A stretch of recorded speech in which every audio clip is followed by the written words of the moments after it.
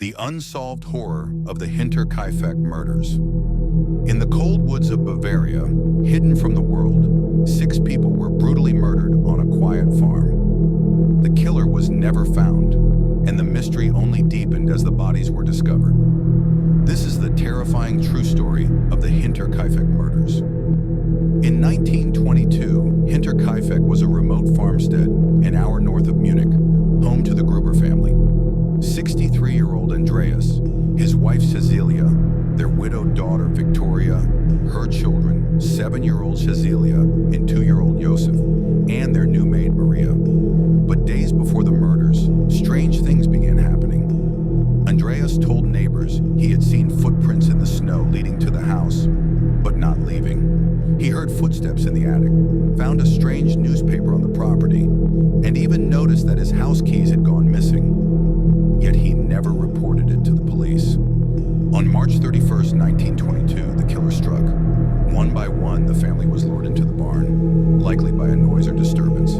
Andreas, his wife Cecilia, Victoria, and little Cecilia were each slaughtered with a mattock, a tool like a pickaxe.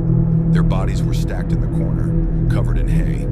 Then the killer entered the home. He murdered the maid Maria in her bedroom, on her very first night on the job. Then he crept into baby Joseph's room and killed the 2-year-old in his crib. 6 victims, no screams, no escape. For days, no one noticed anything strange, except that the chimney still smoked and animals were being fed. It wasn't until April 4th that neighbors went to check on the family. What they found sent shockwaves through Germany.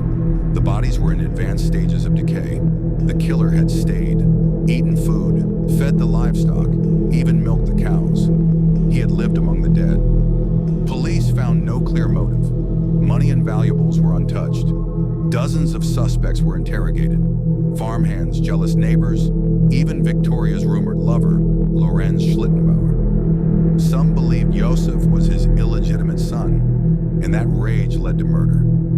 Others claimed the killer was already living in the attic, watching, waiting. Despite endless leads, interviews, and even exhumations years later,